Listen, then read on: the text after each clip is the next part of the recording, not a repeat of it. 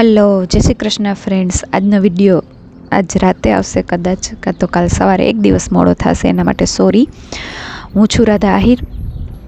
હું એક government teacher છું. હું ચક્રા હીલર છું, ચક્રા મેડિટેશન માસ્ટર છું અને સિલ્વા અલ્ટ્રા માઇન્ડ કંટ્રોલ મેથડના માસ્ટર છું, જે સ્ટુડન્ટ માટે હોય છે. હવે આ ગયા વિડીયોમાં કીધું હતું કે હું એક વિડીયો બનાવીશ કે તમે કોઈ પણ વસ્તુ આપણે નથી ગમતી એવી થઈ રહી છે, પરિસ્થિતિ એવી છે કે કાંઈ એવું છે જે આપણે નથી ગમતું, નથી જોતું, છતાં એ થાય છે, તો એને પોઝિટિવ મિનિંગ કેમ આપો? પોઝિટિવ મિનિંગ આપો ને એટલે તમારું માઇન્ડસેટ બદલી જાય છે, અને માઇન્ડસેટ બદલી જાય એટલે આપોઆપ તમે એવી ફિલિંગમાં જાઓ છો જ્યાં ઓલરેડી તમારું એ સપનું પૂરું છે. સમજો કે કોઈ પરિસ્થિતિ જોબવાળું છે, જોબ આપણે લઈએ તો ગવર્મેન્ટ જોબની તૈયારી કરી હોય છે, એક્ઝામ દીધી છે, એક્ઝામનું રિઝલ્ટ આવ્યું છે, તમે મેરિટમાં નથી, આ પરિસ્થિતિ છે. હવે આ સમયે આપણે એવું વિચારવાનું છે, એક તો મેં તમને કીધું કે એને એક્સેપ્ટ જ નહીં કરવાની, સ્વીકારવાનું જ નહીં કે આ ફાઇનલ છે. વિચારવાનું શું કે મેં જે ધાર્યું છે એ ફાઇનલ છે, આ ફાઇનલ નથી. પછી છતાંય આપણું માઇન્ડ નથી માનતું, તો એમ વિચારવાનું છે કે જોઈએ મારા વિશ્વાસનું અત્યારે મારો જે મારા ઉપર અથવા તો મારી અંદર જે ઈશ્વર છે એના ઉપરનો જે વિશ્વાસ છે, મારી કલ્પના ઉપરનો વિશ્વાસ છે, એની પરીક્ષા થાય છે, મારે આ પરીક્ષામાં પાસ થવાનું છે. હું તો વિશ્વાસ રાખીશ જ કે ના, જે થાય છે મારા માટે જ થાય છે, અને ફાઇનલ રિઝલ્ટ તો એ જ છે કે હું ગવર્મેન્ટ અધિકારી છું. મને મારા સપના ઉપર વિશ્વાસ છે. આ પરિસ્થિતિ મને હેરાન કરવા નથી આવી, જસ્ટ મારી એટલી જ પરીક્ષા છે કે મારો વિશ્વાસ કેટલો છે, હું કેટલી ધીરજ રાખી શકું છું. એમ જ્યારે તમે વિચારવાનું ચાલુ કરી દો એટલે તમે એમ વિચારો કે ઓહો પૂરું થઈ ગયું, હવે તો આ વખતે તો મારું મેરિટમાં નામ આવ્યું જ નહીં, હવે કોઈ આશા જ નથી કે મને મળશે. આવું તમે વિચારી લો ત્યારે તમારું માઇન્ડસેટ કેવું હોય, અને તમે એમ વિચારો કે કાંઈ વાંધો નહીં, મેરિટમાં નામ નથી આવ્યું એનો મતલબ એવો નથી કે હું નહીં આવું, આ વખતે નથી આવ્યું તો આ મેરિટ બદલી શકે છે, ગમે ત્યારે બદલી શકે છે, વચ્ચેથી લોકો આડાવડા થઈ શકે છે, કાંઈ પણ થઈ શકે.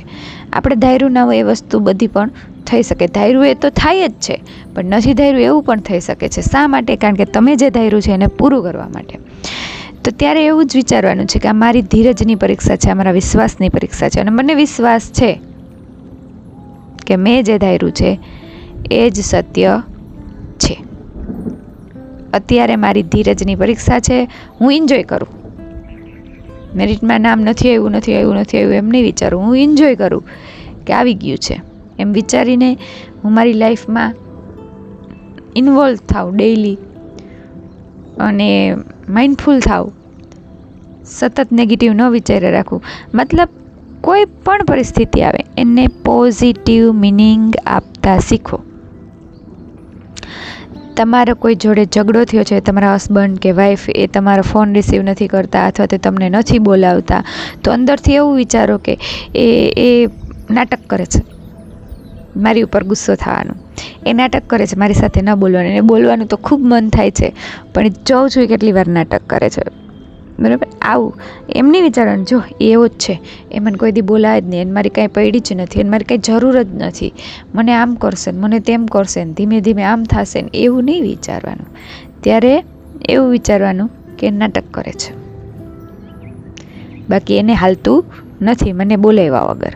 આ રીતનું વિચારો એટલે તમારું માઇન્ડસેટ આપોઆપ બદલવા લાગે. ક્યારેક એવું વિચારવું પડે કે હજી મારા સબકોન્શિયસ માઇન્ડમાં ઉતરું નથી લાગતું, અથવા તો આ હજી મારું ભૂતકાળ છે, આનાથી મને કાંઈ લેવા દે જ નહીં, આ એક ડેડ રિયાલિટી છે, આ ડેડ વર્લ્ડ છે, આ યાદ રાખજો. ડેડ વર્લ્ડ એટલે મૃત્યુ પામેલું, ટૂંકમાં એમાં કાંઈ જીવંતતા નથી. જીવંતતા ક્યાં છે? જ્યાં તમે કલ્પનાઓ કરો છો ને ત્યાં એ જીવિત છે. એ પછી ધીમે ધીમે જ્યારે કારણ કે એને આપણે ત્યાં જન્મ આપ્યો છે, એ કલ્પનાઓ આપણે પૂરી અનુભવી લઈએ ને પછી એ રિયાલિટીમાં, આપણે જેને રિયાલિટી કહીએ છીએ, જે ડેડ રિયાલિટી છે એમાં આવે છે.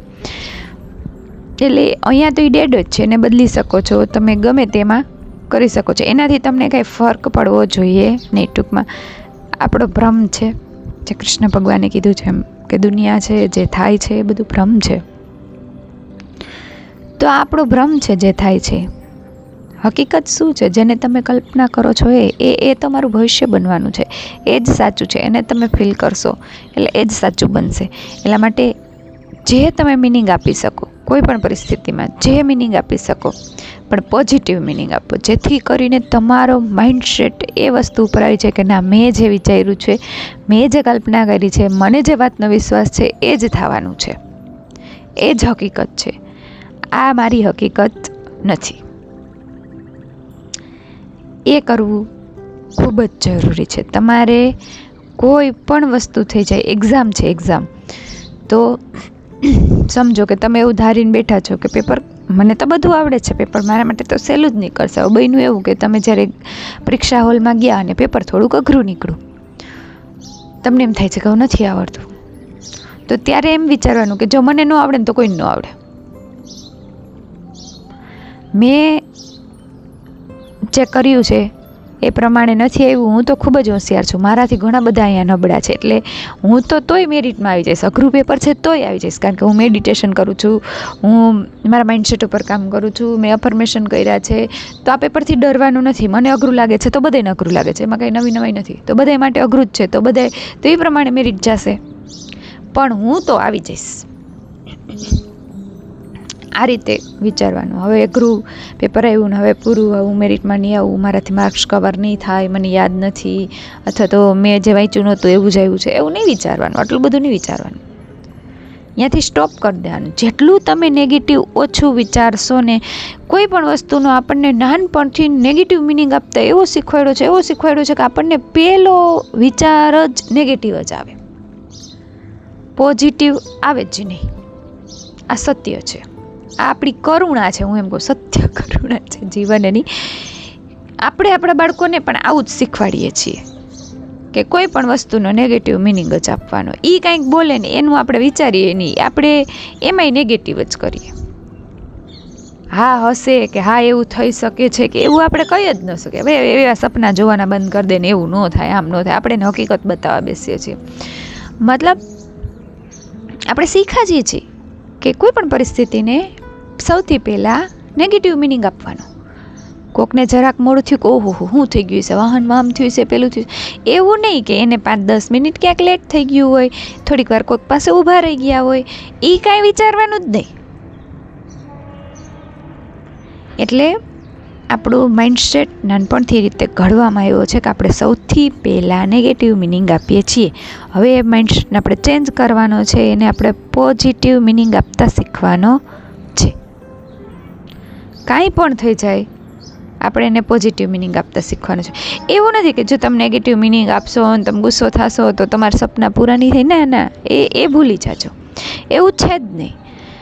તમે નેવિલ ગોદાર્દે એવું કીધું છે, બ્લો એટ યોર ટોપ. મતલબ તમને ગુસ્સો આવે તો ફૂલ ગુસ્સો કરી લ્યો, બટ નોટ સીન.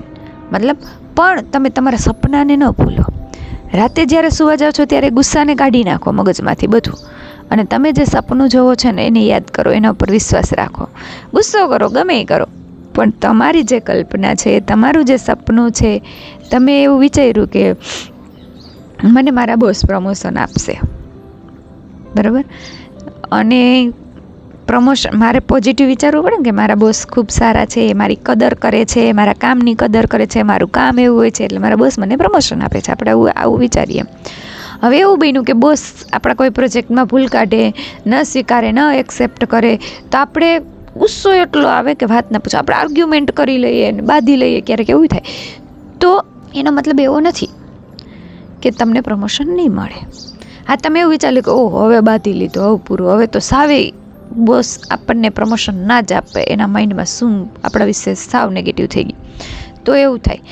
પણ તમે બાંધી લીધું, બધું કરી લીધું, પણ રાતે સુવા ટાઈમે તમે એ જગ્યાએ છો કે જ્યાં તમે પ્રમોશન મેળવી લીધું છે, તમે ઓલરેડી પ્રમોટેડ છો એક વ્યક્તિ, તો એ સત્ય થવાનું છે. એના માટે નેવિલ ગોદાર્દે લેડર એક્સપેરિમેન્ટ આપેલું જ છે. એની વર્કશોપમાં પહેલી વખત જે જાય ને એને એ 3 દિવસ સુધી એક પરીક્ષા આપતા, તમારે ના 1 અઠવાડિયાની કે એક અઠવાડિયા સુધી રાત્રે સૂવા સમયે તમારે કલ્પનામાં સીડી ચડવાની ઉતરવાની, ટૂંકમાં સીડીને ફીલ કરવાની. મેં એને પહેલાં ઘણી વખત કીધેલું છે. અને પછી સૂઈ જવાનું, બરાબર. પછી બધાય ચીટકી લગાડી દેવાની, જ્યાં તમે વારંવાર જોતા ને કે હું સીડી નહીં ચડું. દિવસમાં એ જ વસ્તુ યાદ રાખવાની છે કે હું સીડી નહીં ચડું, ગમે ત્યાં સીડી હોય પણ હું નહીં ચડું. એમ આખો દિવસ ના પાડવાની છે, પણ રાતે સૂવા સમયે તમારે કલ્પના એ કરવાની છે કે તમે સીડી ચડો છો. એક અઠવાડિયા પછી તમારે ફરજિયાત સીડી ચડવી જ જોશે. તમે ભૂલી જશો કે હું સીડી નહીં ચડું. આટલી તમારી કલ્પનાઓમાં પાવર છે. પણ એ કલ્પના ઉપર રહેવું, ટકી રહેવું એ મહત્વનું છે. આપણે સુવા ટાઈમે એ કલ્પના ન કરી શકીએ એ કે હું મેરિટમાં નથી આવ્યો, એ જ વિચારતા સૂઈ જાય. એવી કલ્પના કરી, ભલે અત્યારે મેરિટમાં છું કે નહીં એનાથી મને કાંઈ લેવા દેવા છે જ નહીં. મને ખબર છે કે હું ગવર્મેન્ટ અધિકારી છું. રાત્રે સુવા સમયે તમે એ જ વિચારો, એ કપડાં પહેરો અધિકારીના જે હોય, અથવા તો એ જગ્યાએ હું કેમ કીધું કે મેં ફીલ કરેલી છે એ મારી કલ્પનાને. મેં એ ગાડી, એ મારું ટિફિન, એ રસ્તો, એ હવા, એ ઝાડવાઓ, એ આખું એક્શનમાં ફીલ કરેલું છે કે હું અહીંયા જોબ કરવા જાઉં છું. એ બધા સીન જોયેલા છે, એમાં હું છું, મારી ગાડી ચલાવું છું, એ બધું મેં ફીલ કરેલું 10-12 દિવસ સુધી વારંવાર. એટલે એ હકીકત બન્યું. ગમે તે રીતે એ હકીકત બન્યું. મતલબ તમે એ ફીલ કરી લેવાનું. દિવસના ગમે ટેન્શન હોય એ ટેન્શનને સારું મિનિંગ આપતા શીખો, પોઝિટિવ મિનિંગ આપતા શીખો. અને રાત્રે સૂવા સમયે તમે તમારી કલ્પના કરશો, જરૂર કરશો. જરૂર એટલે જરૂર. ત્યારે એ કલ્પના હકીકત બને છે, કારણ કે એ જ રિયાલિટી છે જે તમે વિચારો છો. બહાર દેખાય છે એ તો એનું રિફ્લેક્શન છે, એનું પ્રતિબિંબ છે. તમે જે વિચારો છો, તમે જે માનો છો, એ તમારી આજુબાજુમાં છે જે છે. તમે એવું માનો છો કે મારા હસબન્ડ સારા નથી, મારી જોડે લડે છે, ઝઘડે છે, ખરાબ છે, તો એનું પ્રતિબિંબ તમારા હસબન્ડ તમને બતાવે છે દરેક એક્શન કરીને. તમે વિચારો છો કે હોશિયાર નથી, હું ગવર્મેન્ટ અધિકારી ન બની શકું, તો તમે ક્યાંય મેરિટમાં નથી આવતા, એ એનું પ્રતિબિંબ છે. તમે એક્ઝામ નથી આપી શકતા, અથવા તો તમે ક્લિયર નથી કરી શકતા, એ પ્રતિબિંબ એનું બતાવે છે તમારા વિચારોનું. એટલે અંદરથી ચેન્જ થાવ, તમારી કલ્પનાઓમાં જીવતા શીખો, કલ્પના વારંવાર કરતા શીખો, એના પર વિશ્વાસ રાખો, કોઈ પણ પરિસ્થિતિને પોઝિટિવ મિનિંગ આપતા શીખો. અને યાદ રાખો કે તમે જ ક્રિએટર છો, તમે જ કરતા ધરતા છો. તમારા દ્વારા જ તમારી દુનિયા બનેલી છે, તમે જ એની રચના કરેલી છે. તો તમારામાં એ પાવર છે કે તમે એને ધારો એવી કરી શકો છો. And don't be just listener. ખાલી સાંભળનારા ના બનો, બી અ ડુઅરર. કરનારા બનો. જે શીખવું છું એ કરો, જિદ્દી બનો, દરરોજ કલ્પના કરો, એના ઉપર વિશ્વાસ કરો. અને મેડિટેશન કરો. મેડિટેશન ખૂબ જ હેલ્પ કરશે તમને. મેડિટેશન કરો, અફર્મેશન કરો, કલ્પનાઓ ખાસ કરો, દિવસમાં ખુશ રહેવાની કોશિશ કરો, અને તમારા ઉપર અફર્મેશન કરો. પોતાની જાતને એક નેક્સ્ટ લેવલે લઈ આવવાની કોશિશ કરો. અને માઇન્ડફુલનેસ પ્રેક્ટિસ ફરજિયાત કરો. જે કરો છો એના ઉપર ધ્યાન આપો પૂરેપૂરું, થોડીક વારે. અને એક મેડિટેશન નહીં, એક breathing technique, 3 step breathing technique હું શીખી રહી છું. મેં ચાલુ કરી દીધી છે એની પ્રેક્ટિસ કરવાની. સારી અસર થાય છે, પણ પરફેક્ટ 1-2 મહિના પછી હું સમજાવીશ કે આ કેમ કરાય, શું હોય, એની શું અસર થાય છે. અત્યારે હું અઠવાડિયાથી કરું છું એની પ્રેક્ટિસ, પછી હું તમને શીખવીશ. આવું નવું ટ્રાય કરતી હોઉં છું કે બધા વ્યક્તિને બધી વસ્તુ ન સેટ થઈ જતી હોય. મને જે મેડિટેશન ને બધું સેટ થઈ ગયું એ સામેવાળાને ન થઈ જાય, તો એને કાંઈ બીજી ટેકનિક શું શીખવાડી જેથી એને ઇઝી પડે, એ સેટ થાય. એટલા માટે હું આવું નવું ટ્રાય કરતી હોઉં છું. જો મને એમાં રિઝલ્ટ મળે તો હું તમને જરૂર શેર કરું છું. તો તમને વિડીયો પસંદ આવ્યો હોય, મને વિશ્વાસ છે કે તમને પસંદ આવ્યો છે, તો લાઈક કરો, શેર કરો, સબસ્ક્રાઈબ કરો, કોમેન્ટ કરો. કોમેન્ટના જવાબ આપવા મને ખૂબ જ ગમે છે. એક એવી કોમેન્ટ હતી કે એક્ઝામ સમયે કેવો માઇન્ડસેટ રાખવાનો, ફૂલ્લી કોન્ફિડન્ટ માઇન્ડસેટ રાખવાનો, કે મેં વાંચ્યું છે, હું મેડિટેશન કરું છું, મારા જેટલી તૈયારી કોઈ ન કરી શકે. ભલે વાંચવામાં ગમે એટલો ટાઈમ આપ્યો હોય, પણ મેડિટેશન એ ખૂબ મહત્ત્વનું છે. મને બધું યાદ રહી જાય છે, મારે કાંઈ ટેન્શન લેવાનું નથી. હું તો ઓલરેડી અધિકારી છું, તો મારે ખાલી જોવું છે કે મારી કેપેસિટી કેટલી છે. બાકી મારે કાંઈ ચિંતા કરવાની જરૂર નથી. એક્ઝામમાં મને બધું આવડે જ છે. આ રીતનો કોન્ફિડન્સ સાથે તમારે માઇન્ડસેટ લઈ અને એક્ઝામમાં બેસવાનું છે. Thank you.